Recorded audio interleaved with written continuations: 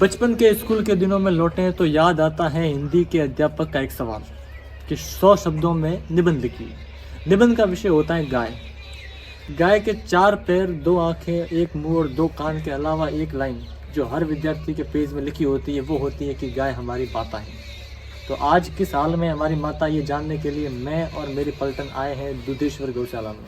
आज हम इस गौशाला की व्यवस्था, सुविधा और इसकी कार्य प्रणाली को समझने के लिए यहाँ पर आए हैं। ये कोई इंटरव्यू नहीं है, सिर्फ बातचीत है, इसलिए यहाँ पर हम लोग हिंदी और मारवाड़ी को मिक्स करके भाई चंदन से बात करेंगे। चंदन जो है वो इस गौशाला के मुख्य प्रभारी हैं।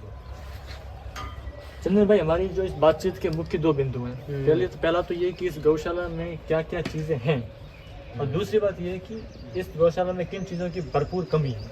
तो पहले तो मुझे ये बताइए कि इस गौशाला में कुल गोवंश कितने हैं, कितने पशु हैं? 200, लगभग 200 के करीब। 200 के आसपास।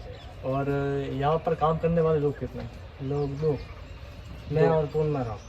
आप और पूर्ण माराम भाई का नाम है चंदन भाई, और एक और है, उनका नाम है पूर्ण माराम जी। और यहाँ के चारा और पानी का जो खर्चा है वो लगभग 1 महीने में कितना हो जाता है? 1 महीने में 50-60 हज़ार। 50-60 हज़ार हो जाता है। 1 महीने में 50-60 हज़ार का खर्चा हो जाता है इन गायों के लिए। अच्छा, तो यहाँ पर मुख्य रूप से क्या होता है? गायों के लिए चारा डाला जाता है और पानी की व्यवस्था की जाती है। और अगर कुछ गांव में कोई गाय वगैरह घूम रही हो जो बीमार हो वगैरह, तो उसको भी आप इधर लाते हैं और वही फिर यहाँ से गौशाला भेज देते। कौन से गौशाला? आड़ी से गौशाला। तो मतलब अभी यहाँ पर जो गाय है सभी का हड़सा भेजेंगे? हाँ, सभी को एक एक करके? हाँ, बीमार होती है वो, वो जो सही रहती है वो यहीं रहती है। वो यही रहती है। जो बीमार होती है तो उनको क्यों भेजते हैं, हड़सा क्यों भेजते हैं? यहाँ पे नहीं है व्यवस्था। किस चीज़ की, मतलब कैसे व्यवस्था? हर व्यवस्था या व्यवहारों की जो सब।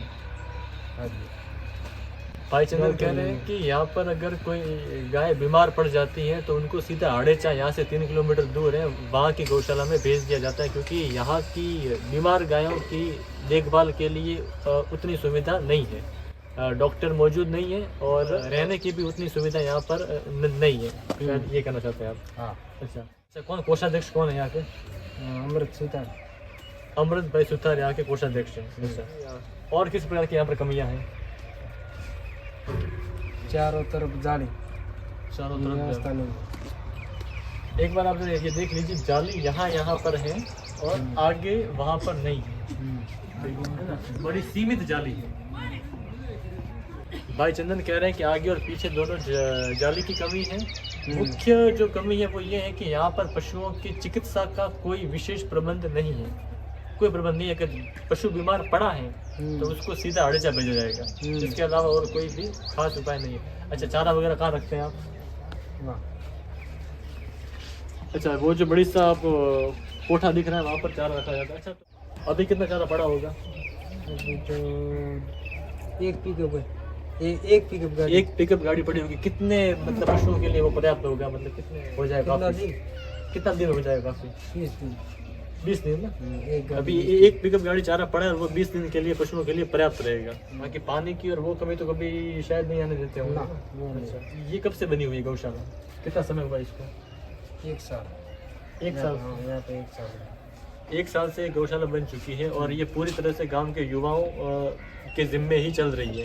और जब भी, और मतलब बातचीत में ये भी खुला है कि जब युवाओं का कोई जन्मदिन होता है या किसी भी धार्मिक उत्सव या किसी भी उत्सव पर वे यहाँ पर दान करते हैं, उसी दान से गौशाला चल रही है। लेकिन फिर भी मुख्य रूप से जो यहाँ पर इनके चिकित्सा का जो एक पहलू है वो थोड़ा डावाडोल है। बाकी तो खाने पीने में तो अभी क्योंकि 1 साल हुआ है तो अभी गौशाला अपने शुरुआत में है। तो आप सुबह कितने बजे आ जाते हैं यहाँ पर? 7 बजे। और शाम तक?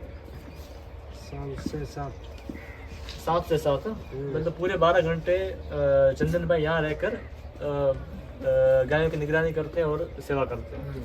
बहुत अच्छी है कि हमारे गांव में गौशाला बनी है, ये भी मतलब बहुत बड़ी बात है। लेकिन हाँ, अभी ये है कि अभी क्योंकि 1 साल हुआ है तो अभी लोग और काम कर रहे हैं, हो भी जाएगा अनुमान है। लेकिन अभी का जो अभी की स्थिति है वो ये है कि चिकित्सा व्यवस्था उतनी अभी ठीक नहीं है। ठीक है चंदन भाई, बहुत अच्छा लगा आपसे बात करके।